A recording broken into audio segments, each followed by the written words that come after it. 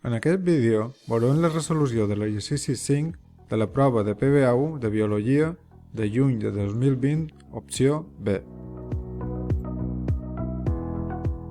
A l'apartat A, concepte d'antigen, podem dir que un antigen és una substància estranya que quan és reconeguda pel sistema immunitari indueix una resposta del sistema immunitari encaminada a la seva destrucció. Els antígens solen ser proteïnes o polisacàrids de superfície de virus o bacteris.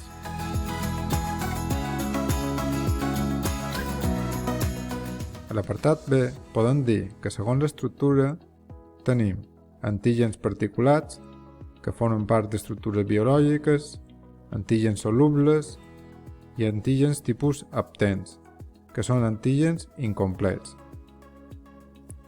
Segons l'origen tenim autoantígens, que són molècules pròpies reconegudes com a antígens a causa d'un mal funcionament, com el cas de les malalties autoimmunes, haloantígens, que són molècules d'una mateixa espècie que són reconegudes com estranyes, com és el cas de les transfusions i els grups sanguinis, i els xenoantígens, molècules d'una altra espècie que actuen com antígens, que seria el cas d'una proteïna d'un agent infecciós.